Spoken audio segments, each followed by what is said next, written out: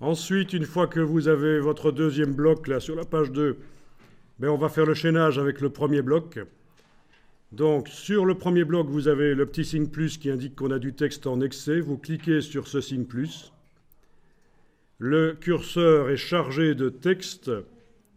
Le petit signe plus s'est transformé en une flèche qui pointe vers la droite pour dire qu'il y a du texte qui sort du bloc.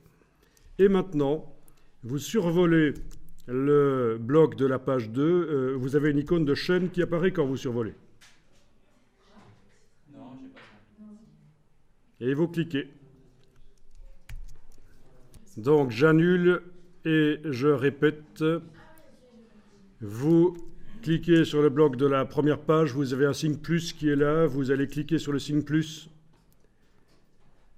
Vous avez le curseur qui est chargé de texte, vous allez survoler le bloc de la page 2, une icône de chaîne apparaît quand vous survolez, vous cliquez, et voilà, la suite du texte apparaît dans la page 2. C'est du chaînage. Alors, vous enregistrez votre document.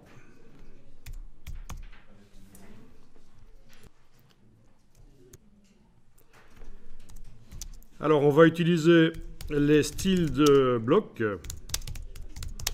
pour faire en sorte que le bloc de la page 2 soit identique à celui de la page 1.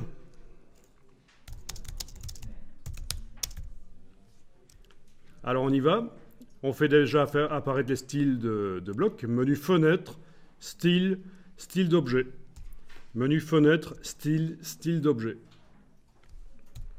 Ben oui, parce que si je n'utilise pas les styles d'objet, je vais devoir manuellement faire en sorte que mon bloc de la page 2, il ait 3 colonnes avec la même gouttière que sur la page 1. C'est un peu compliqué.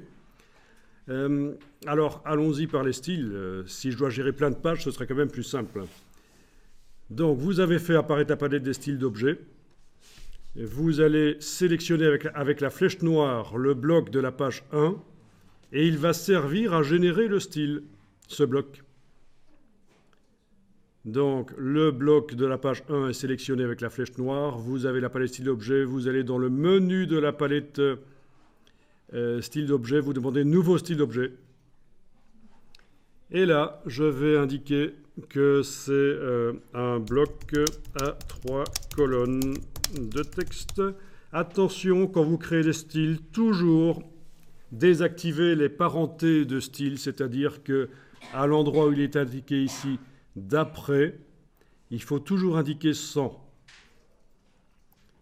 Que vous soyez en train de faire un style de paragraphe, de caractère, d'objet, indiqué d'après sans. Sauf si, évidemment, vous maîtrisez la technique du parentage de style. Ce qui, à mon avis, ne doit pas être le cas. Il y a peu de gens, finalement, qui connaissent cette astuce-là. Mais si vous ne faites pas ça, ça va vous créer des problèmes. Vous allez modifier un style, ça va modifier un autre tout seul, parce que ce sera l'enfant de celui que vous modifiez. Voilà, j'ai cliqué sur OK.